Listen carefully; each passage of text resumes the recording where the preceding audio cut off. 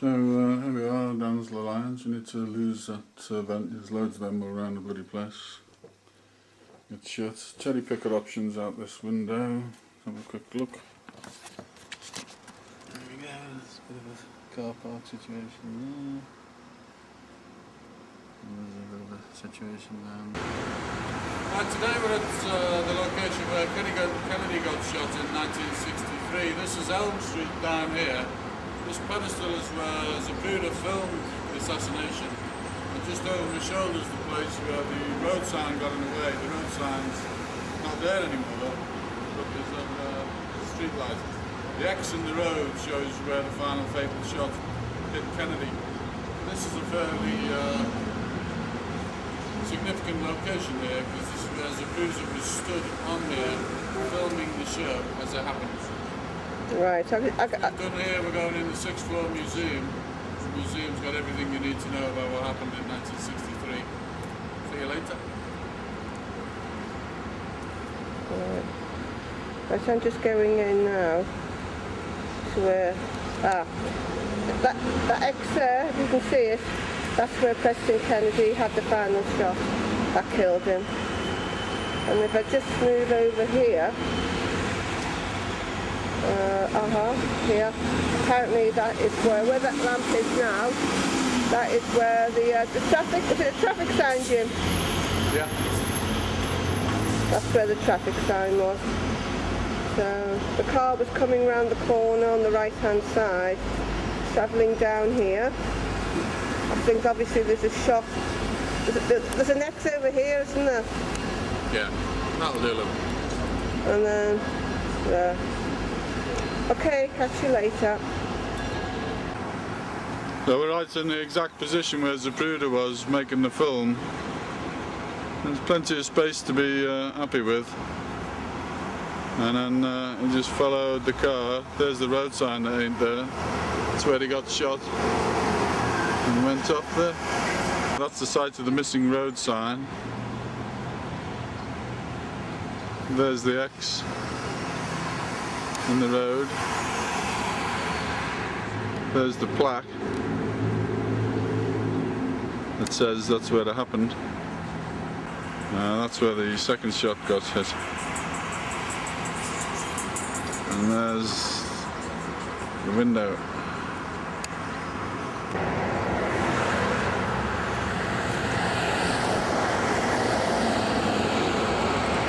So this is the position where the drain is, which you're supposed to be able to shoot from that.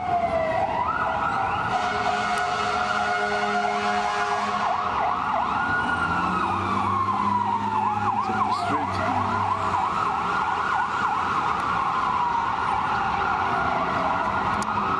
That's the window.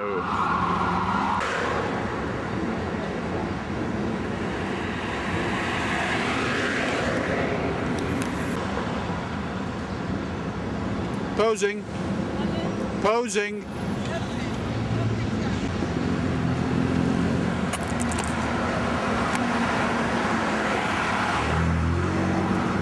So there's Zapruder's perch. There's the picket fence.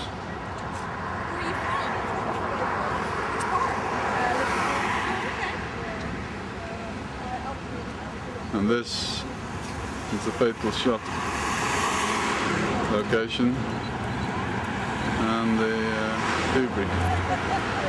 It's all very close together. So we're now entered the car park that's behind the picket fence. What you're seeing is directly in front in the centre of the image is Zapruder's perch. I'm behind this picket fence, which if I walk forward, you get a wonderful view of the grassy knoll in the foreground and the fatal shot right there.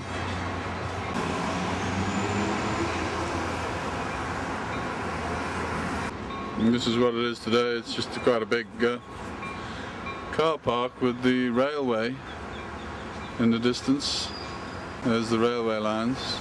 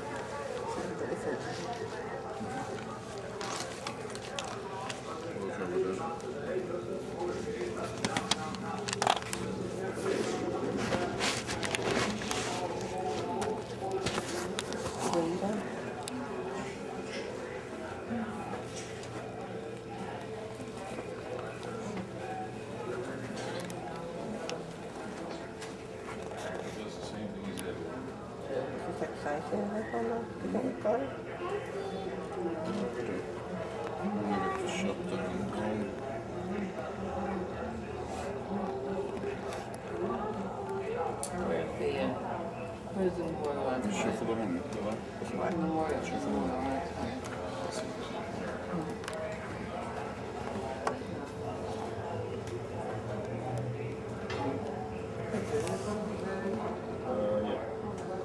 So he came straight down Houston, and we're just 2 windows away from where the rifle was, but we didn't shoot him down, we shot him instead. Over there. Why would that be then?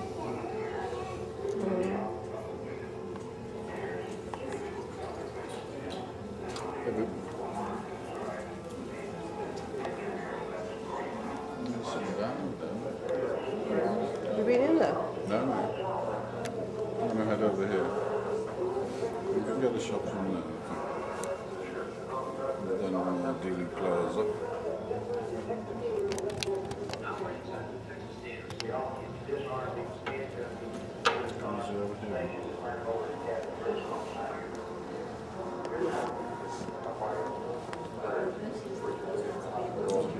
Don't really need it here.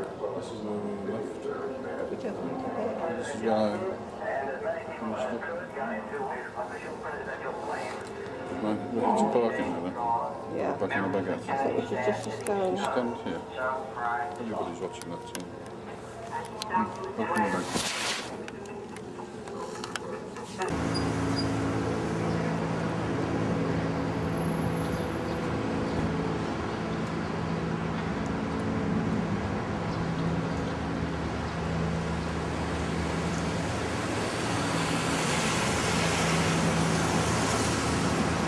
Side, you take the right picture from the right angle. Okay? Yeah. Here you go. This is the window here.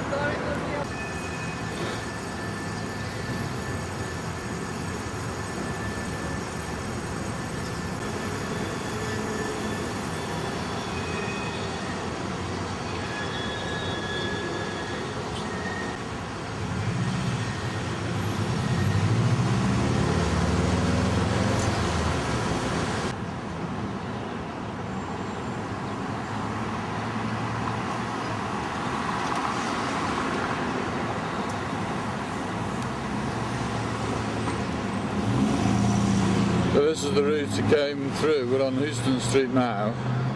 It's less than 60 yards down here before you turn directly in front of the depository.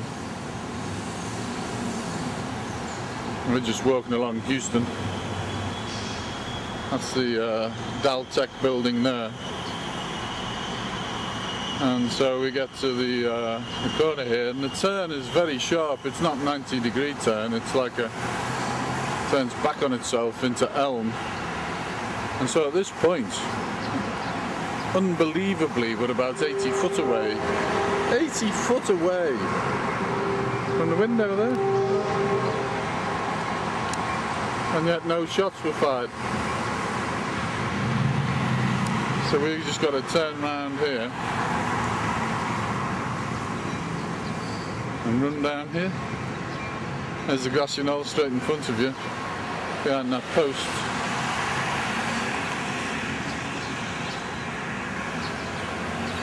and the triple underpass.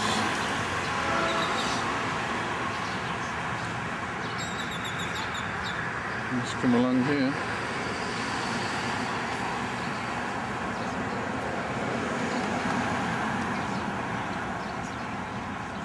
This is just where everybody was.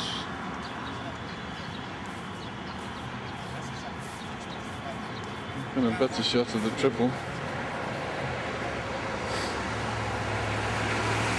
And in those few short steps, we've arrived at the point of early bath, which is just here, directly across from me, there, marked in the road. There's the debris, and there's where Zapruder was, there. Absolutely amazing. How can it be so close?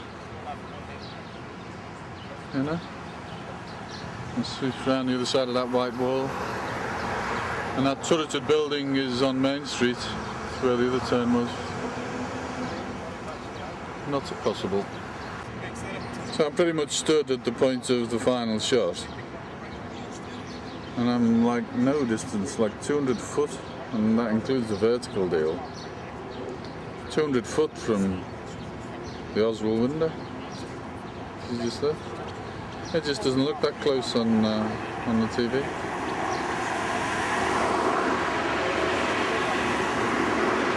Grassy knoll. The picket fence. The triple underpass. Stannon's freeway to Parkland Hospital.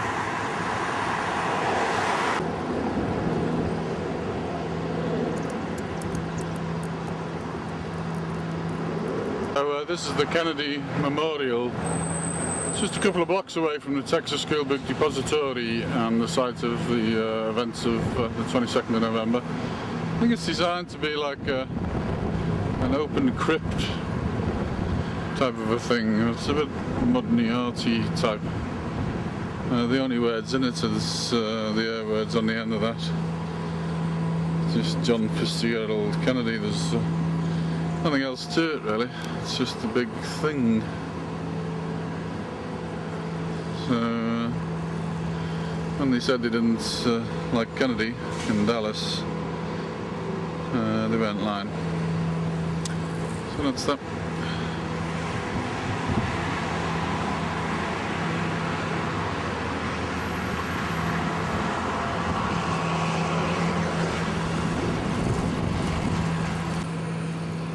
Jones found some bit of a tablet here.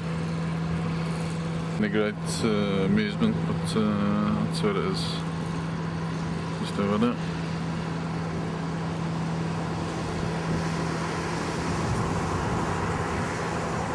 Right, we've just got the train back from just across the road there, from downtown Dallas, after seeing Kennedy Memorial and the museum and everything. I think Jim found it very, very touching. So from across the road here, we've just crossed the road there where my finger's pointing, and I'll just do a quick turn round. These are the shops very, very near to where Mark and Mel live. And if you just walk down here, about 2 streets away on your right hand side is where Mel and Mark live. So I'll put the camera back on when we get to their street.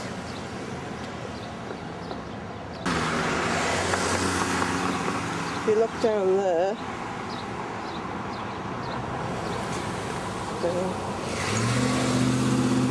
that's Jimmy walking ahead of me, and he's probably just about to turn into the street actually.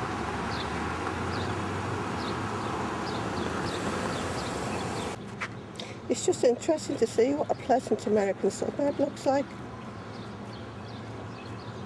Part of the video is just for Arlinda. Arlene works in the courts in Liverpool, and she's always gotten people suing the council because of tripping up on walkways and pavements like this. And these, I have to say, are pretty bad. So Lynn, you'd be pretty busy if all the pavements were like this in Liverpool. See how bad they are?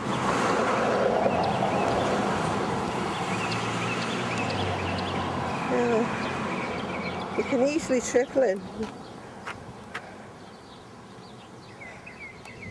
Right, we're just coming to Marks Road now.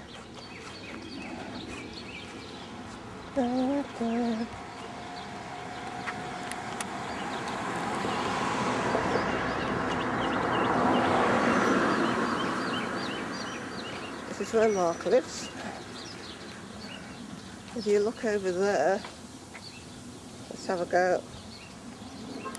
That's Jimmy waiting for me. He's probably not very happy because Mark and Mel are not in from work yet and I've got the key. So I shall probably get a bit of a bollocking when I get over there. See you in a bit. Us on top, we can see the curvature and the magnificence of this Lake Point Tower here. I like this. And a lot of famous people have lived or still live there, like Tom, the first African-American female senator, Carol Moseley Braun, and Oprah Winfrey, and it just goes on and on. That's a very expensive condo, I would imagine. Late 1800s, a genius engineer reversed the river. It's very difficult to do. So now it flows into the river the other night just to see, and it's just awesome views. The beer wasn't cheap though, but it was worth it. So just under that bridge, I just love the movie The Untouchables. There's a famous scene under that bridge where Kevin Costner, Jungle by Upton Sinclair, which a lot of people had to read in high school, talks about the stockyards. So you could see pigs' heads and cow carcasses floating all through into our drinking water. So the neighborhood is called Bridgeport.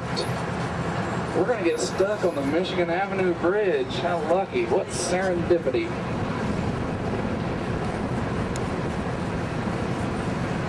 Then you have the north, south, and west sides of town. We have no east side because that's the lake.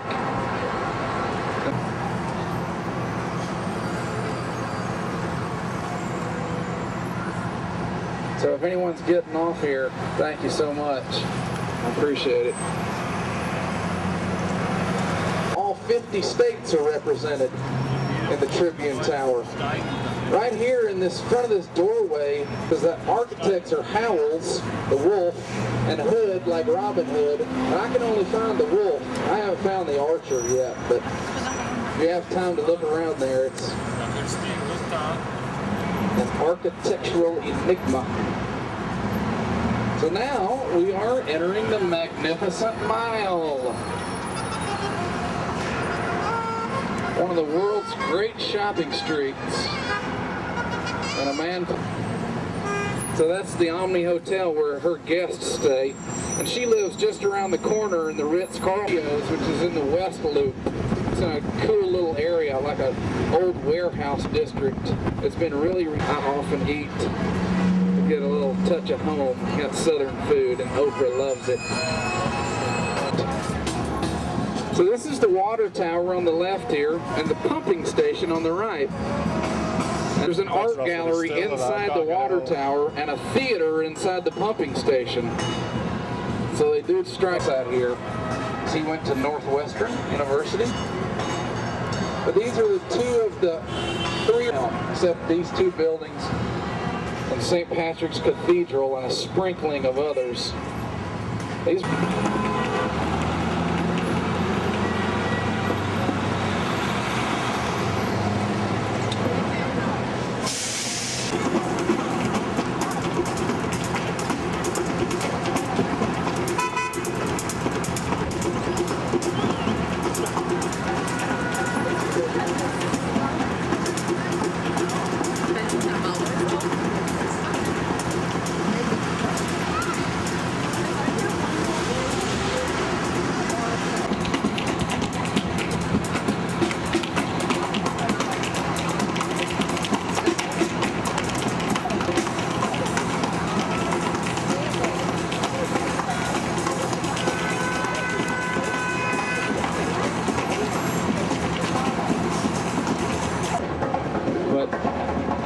she's connected. So her and Stedman live up there. All here to our left. That's like I forget if it's 7 or 8-story Marshall Fields there, in addition to the big Marshall Fields on State Street. But it, you know, extends out to the east of my pointing technique. I can point some other way if she'd like, with a finger. No, I'm just kidding. Last year, the top 3 hotels in the United States. See that word I've been saying over and over for the last hour and weeks, actually. I'm obsessed with this architect, and he's got this little street dedicated to him. These are really low branches here, so be careful. That's how you spell his name if anyone's in S. And the adjective of his name is Mesian. Like Shakespearean, he's Mesian. So here's our Museum of Contemporary Art. You can see that sculpture in the front. I love that. It's called Shortcut. Because it's meant to not drive around the earth, but take a shortcut through the middle. And that's all art after 1950. There's the famous cheesecake place, Eli's. They have about 50 kinds of cheesecake, and you can watch it being made. And I don't know how you get 50 kinds of cheesecake, but maybe sauerkraut flavor. And there's the oldest firehouse, 1904. That's where the fire pole was invented. But it's made out of wood. You can imagine how painful that would be to slide down a wooden fire pole. Woo! Square City. Now it's brass, and that still sounds painful.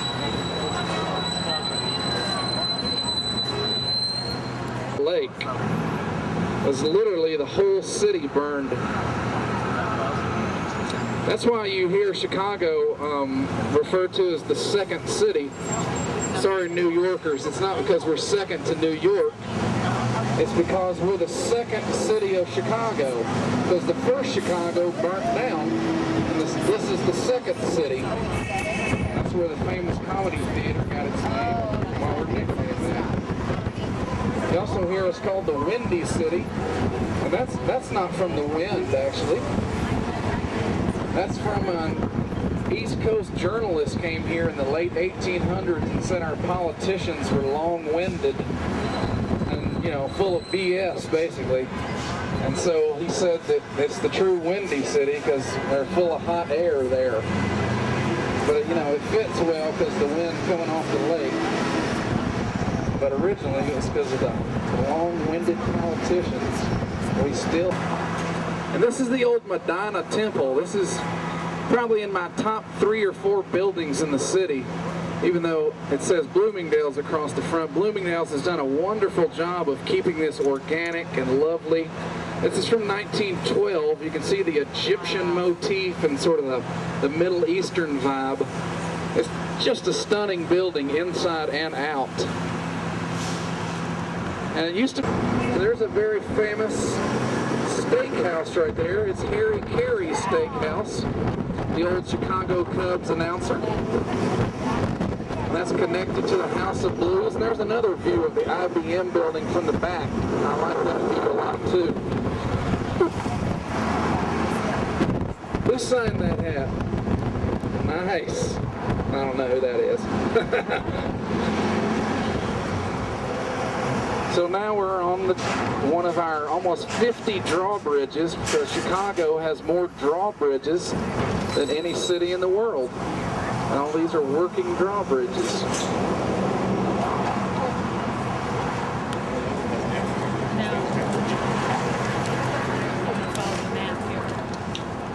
Just over to the right is what people call the most haunted spot in Chicago. Because 1915, the USS Eastland, which had over 800 people on board, it was just after the Titanic where they didn't have enough lifeboats, so the Eastland had way too many, so it was extremely top-heavy, and the whole city was lined up here waving goodbye, you know how people do with ships, and it just turned over. Within 30 seconds, 850 some odd people drowned instantly while the whole city drowned. So a lot of people say they see ghosts floating around the river. I don't doubt it. That was 1915. That was our worst. Watch your heads here. We're going under the loop tracks. Goodness, that's low. So just over there to the right is, look how big that building is. next to the Pentagon. That's the largest commercial building in the world. And I'm not kidding, it has its own zip code. It's that big. It's just a massive... The are crossing under to the west.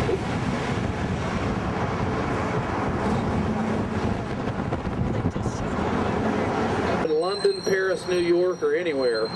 So he was so rich from the electricity stock that he built this opera house, even though her husband was the boss. I mean, they were just like, we're quitting or she's quitting. So he tallest building in North America.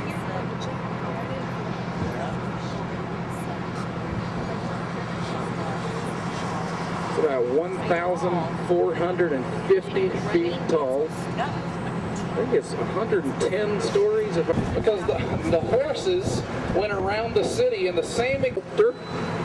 Who built this in front of Dealey Plaza? Pablo Picasso.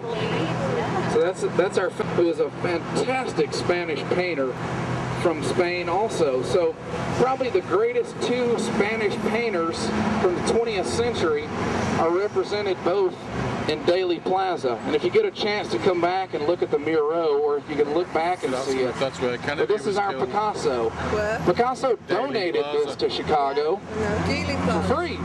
1967. Is anyone getting off here?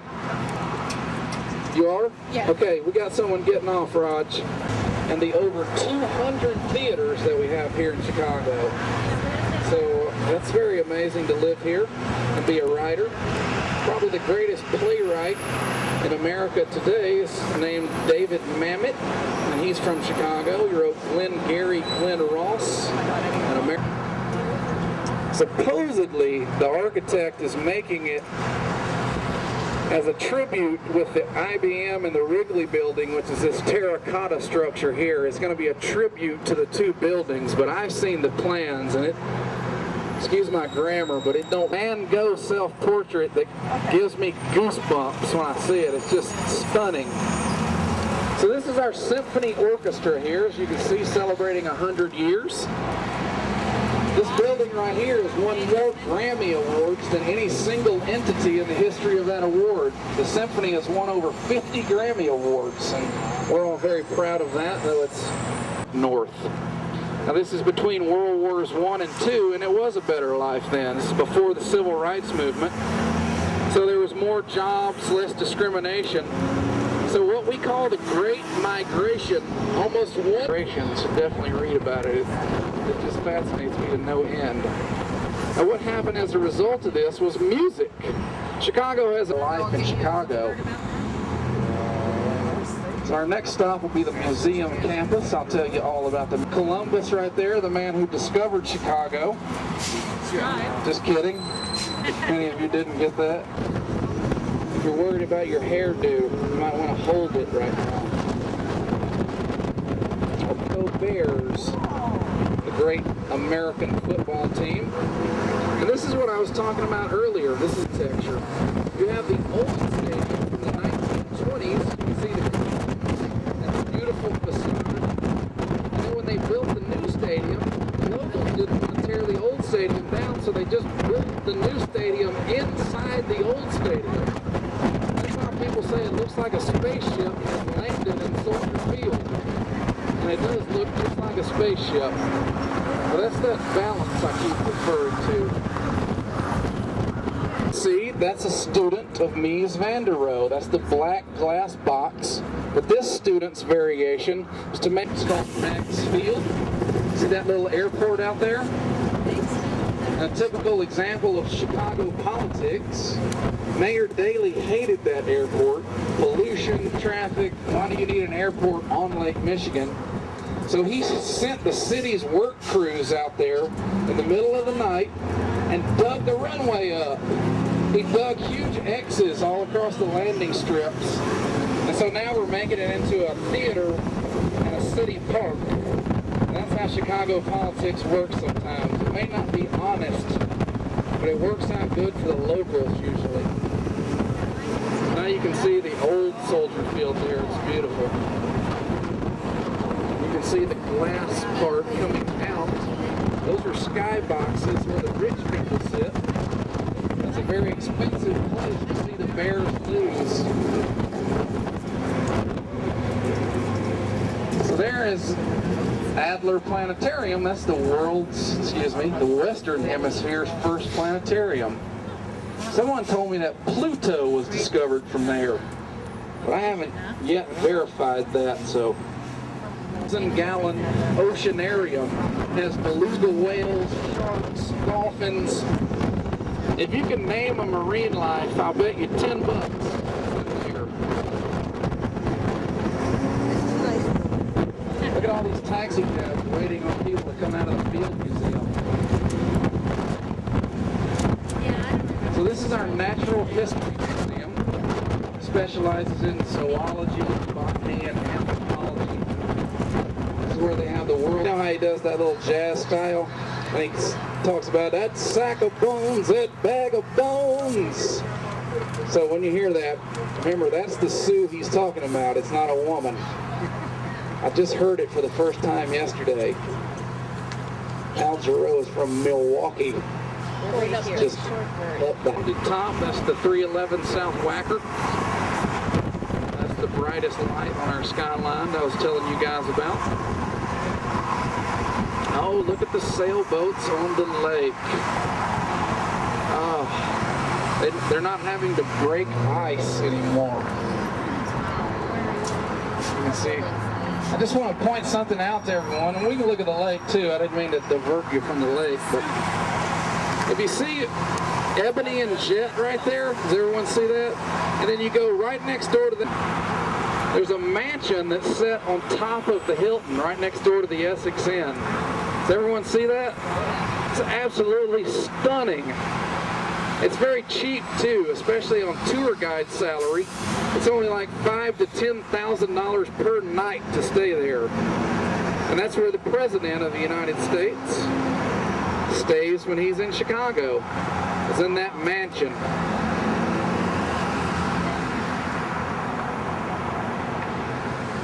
I love all the different colors of the lake.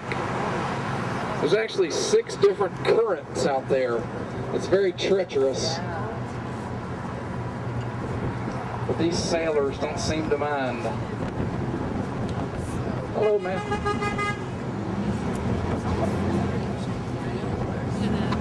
Alright, he waved. He wasn't too cool to wave. So there's a very popular sport here in Chicago. It looks like softball, but it's not. It's called 16-inch softball. And they don't use Big Blue. Yes, I know my teams now.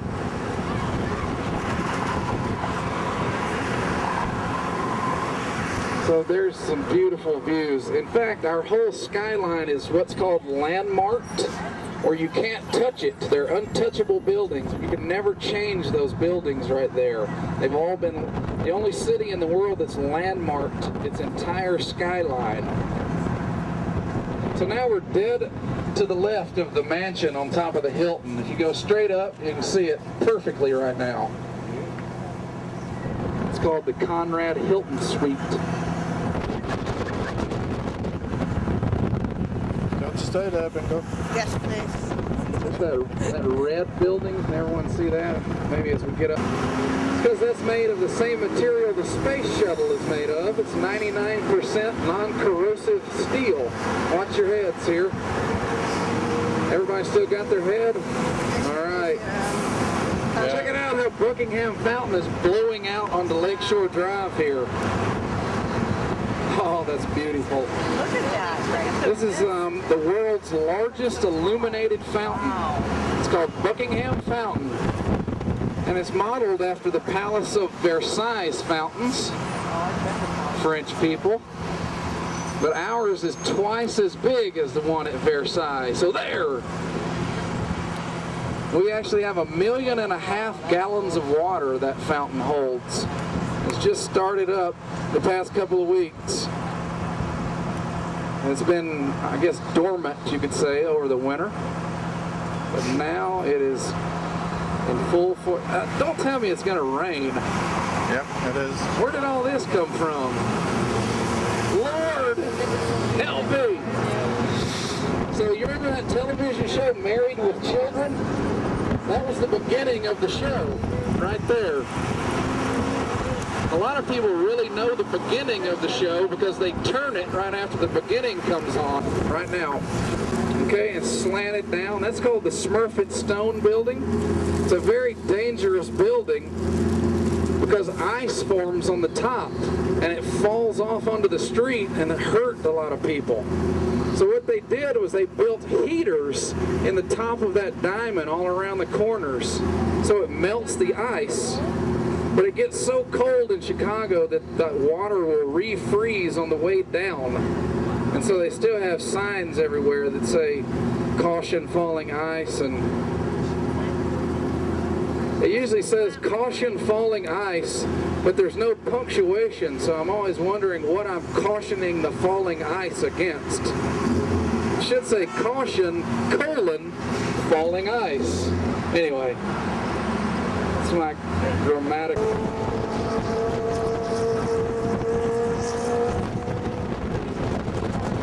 at some of our most prestigious yacht clubs here on the right. That's the Chicago Yacht Club. You can see the yachts are finally making their way down onto the lake. They're being winterized. And this is the most prestigious here. This is the Columbia Yacht Club. And I just read an article in a magazine a couple of weeks ago that said it cost $1 million just to be a member of that yacht club. And that's their clubhouse there, that old Nova Scotian ferry, Paris. Whoops, my seat fell back. So you can see these are amazing yachts here. These are the Columbia yachts. They're really beautiful. And here's a nice view of Lake Point Tower here. That's another student of Mies van der Rohe. By now you guys can really pick out either a Mies building or a student of Mies. Watch your heads here. We're going to go underneath Lakeshore Drive. Don't want any headless horsemen.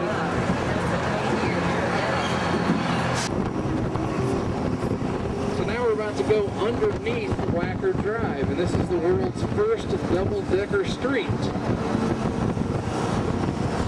You can see all around here all these double-decker streets. That's to make all the commercial vehicles with delivery trucks use these lower streets.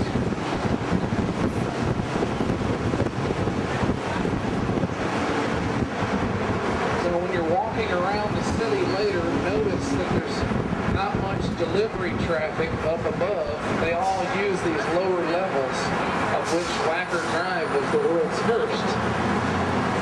Our next stop is the Sheraton, and I want you guys to look at the IBM building now because this is the most beautiful view of it, the straight-on view. In 2 years, the Trump Tower will be right, and you won't even see a fourth of that building.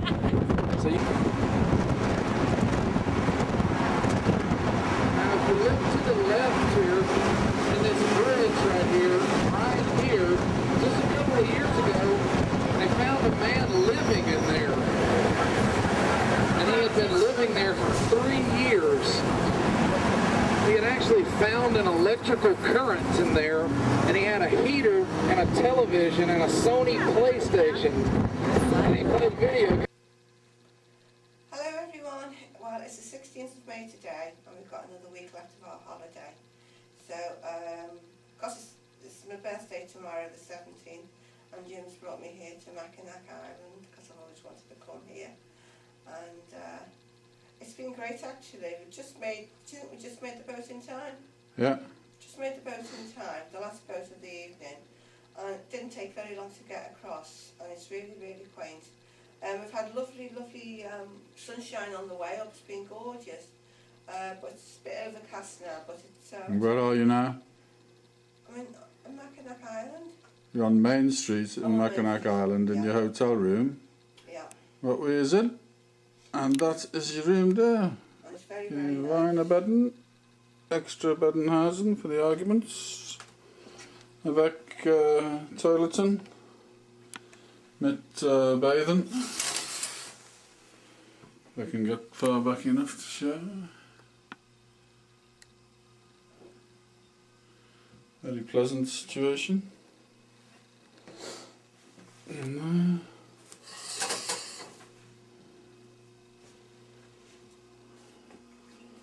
and all the necessary debridements. As I'm saying, all the necessary accoutrements in the little debris area, and then the little baby ensconced at the far end of the room. Everybody's happy? Yeah, glass of wine, Jim? No, bad luck. I have to go and get the wine. Ciao.